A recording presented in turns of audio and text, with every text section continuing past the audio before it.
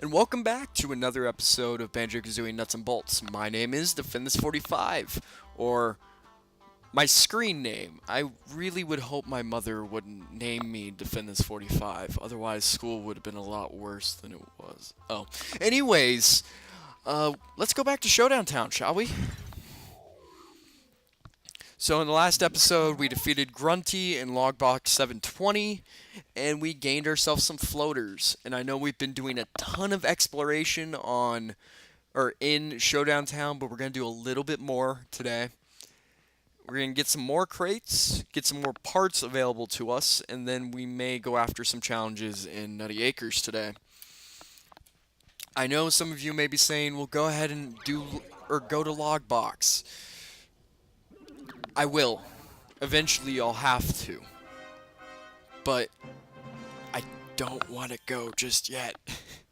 I don't like Logbox. Wow. Just run into an inanimate object. Great job. I do not like Logbox. We will be going to Logbox second. I'm not going to jump Logbox because I want to get it over with. And it's not like there are a ton of hard challenges in Logbox. There really aren't. It's just I don't enjoy the challenges. As you could kind of tell from the last episode, it's a lot of maneuvering in tight spaces.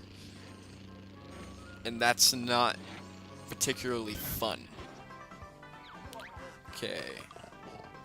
And now we get one of the most annoying features in this game. The cops are now out.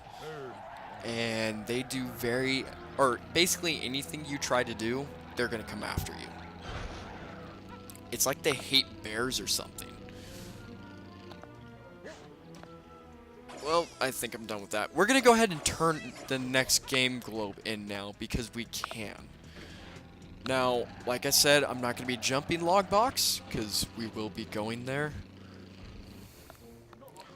But I want to go ahead and get this out of the way because I'm tired of it just saying, hey, you need... Oh, wow, I lied to you guys. We didn't need the game globe to put the game on the Plymouth. We needed the game globe to actually go to the worlds, at least with the trolley.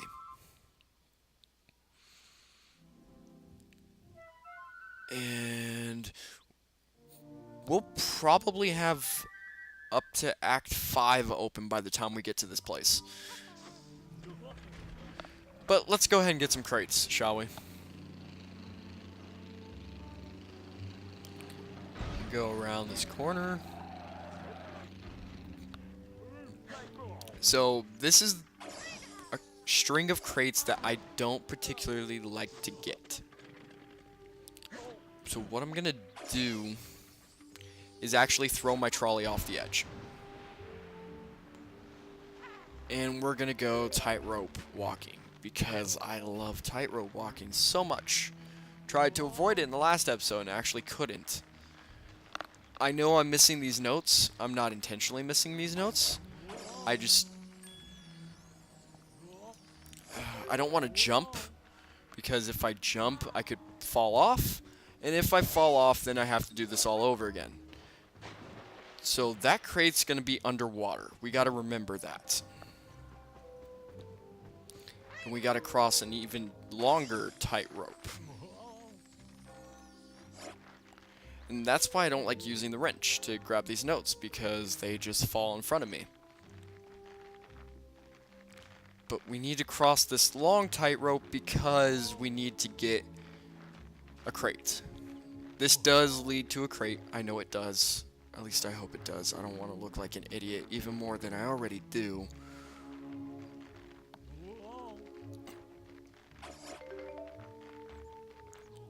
And we're almost there. It's one of the last tightropes we have to walk in the entire game, which I'm actually very happy about. And then we can grab this one. So I just realized that I may have messed things up. But we're going to go ahead and open up crate 28, which we get the self-destruct. I love the self-destruct. It's really fun to play with. It's not that useful for the single-player campaign or any of the missions, but it's a ton of fun to play with. Oh no. I'm trying to salvage it. No, no. Stacking boxes, Banjo. That's as easy as how it has to be.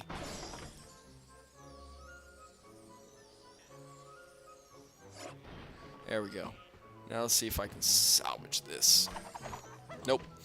Okay, so we're actually going to have to go and get those crates that Well, we know where one of the crates is. So we're going to have to actually go and get those now. That's why I messed these up. But they're both underwater, so we know where both of them are.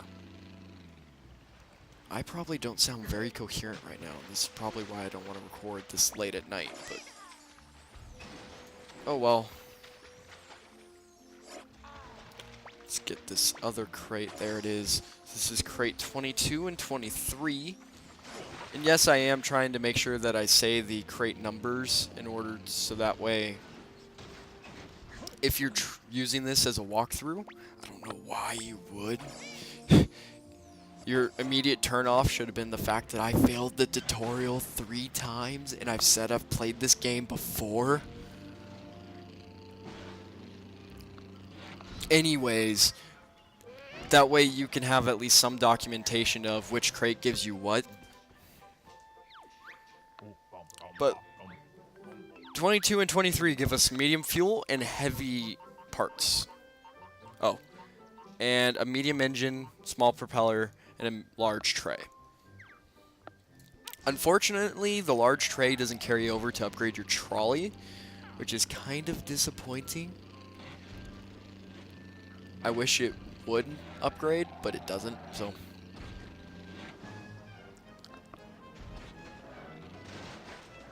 oh, no. Okay, that's totally what I wanted to do. You know what? I think that's enough crate collecting for now. We should have enough at our disposal, because I can speak, to go into Nutty Acres Act 4. Now, I did do the smart thing and went through ahead of time and looked at all of the challenges in here, so I know what I'm expecting. Man, my chair is very, very squeaky. It's kind of annoying. So, that challenge right there, Mr. Fit, we're not doing yet. I'm going to hate myself later, but we're going to save that for later. Because that is probably, in my opinion, the most difficult challenge in Nutty Acres. And it's because of AI. But we'll get to that. Trust me, we'll get to it. But we're going to go ahead and do Congo's challenge, which is logged choice, unfortunately. But what we need to do is we need to harvest nuts. And they give you a machine in order to just vacuum up nuts. And here you go. And it features a box and a vacuum. And what they intend for you to do is drive over, pick up the nuts, and then drive over and put them in this vacuum that's over that I'm about to show you. This one. But we're going to do things a different way. And this is... I don't know if they intended for this, but this isn't going to be a glitch like other parts that you would see me do and just be like, oh, you're just glitching the game and breaking it. We can actually bring the vacuum with us. So how this works, and it's kind of freaking out because it's very off-balanced, is you just need to get the nuts in the vacuum. They don't need to go down a pipe or anything like that. So what we're going to do is vacuum up all the nuts. See, we're already at 7 nuts. Yes, I am saying nuts as many times as possible to get all the immature ones of you to laugh. There we go. All 14 nuts.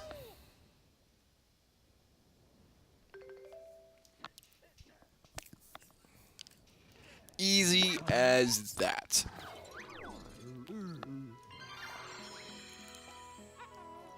Okay. So we could do the other two challenges, and I know what the other two would be. But we're going to go ahead and do the challenge over here, and then probably end off the episode.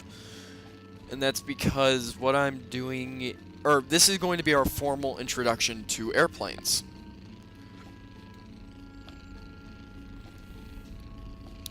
And it's because I want to do airplanes. Airplanes are airplanes are the best part of the game, in my opinion. But that's also because I really enjoy airplanes and spaceships and all of that stuff. And no, there are no space segments. Well, you could say there's a space segment in this game, but I'm going to go with there are no space segments. Anyways, this is another Log's Choice challenge. This is the last one in this act, so next episode when we do the Player's Choice stuff, you'll actually get to see me make vehicles and all of that. And that's going to be the fun part for you guys. I don't know if I'm going to keep in vehicle creation steps yet or not. I know I've included some, but that's been very quick stuff. Okay, so this challenge, it is very... I wouldn't say it's incredibly difficult to get a TT trophy, but you will be getting close. And unfortunately, this isn't as fast as we can... we can make a plane that goes a lot faster than this, but it's Log's Choice, and I know I'm not going the intended route for these, by the way. That's why I'm having to do sweeps and turns and all of that stuff.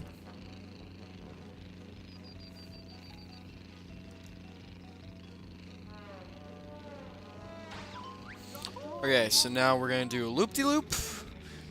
Like I said, this is your tutorial to planes. Wow, it didn't count it. Come on, count it.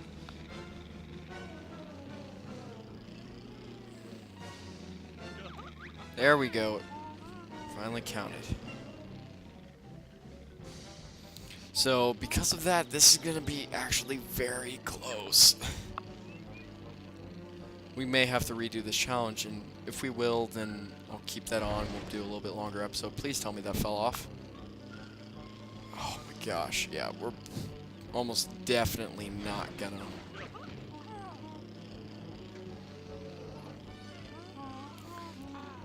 It'll be close, but I'm gonna go with controller dying.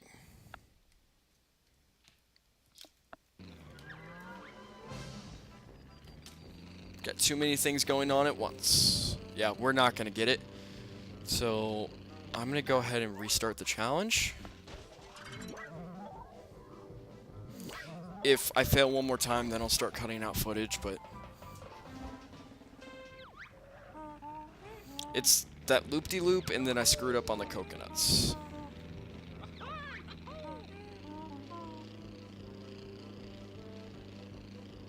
Okay.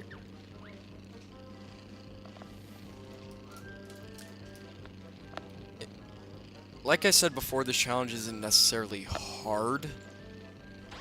It's just the fact that it's... I don't know if I do something wrong in this challenge or what, but it's always been a close call for me on whether I actually make it or not, because we were almost done with it.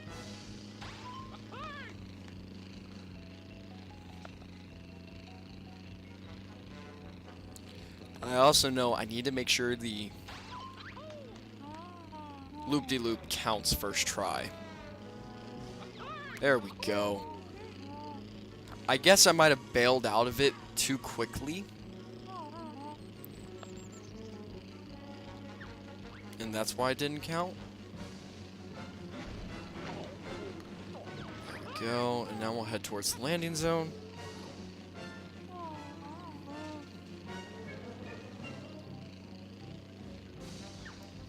Sorry, I'm still texting that important person. Okay, and now They intend for you to get out. And that'd probably be a better idea at this point. But we're just gonna...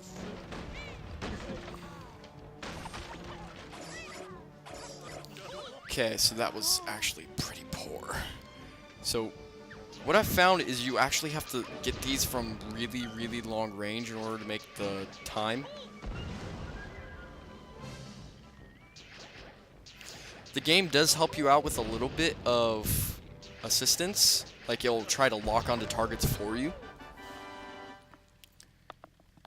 And there we go. We got it. Somehow. So, in the next episode, and it'll probably be a new recording session, so just keep that in mind if it seems a little bit off or we don't go immediately back to this. But we will go ahead and finish off Act 4. I'm going to write it down so I can make sure. But, thank you for watching and seeing my failure. And I hope to see you again in the next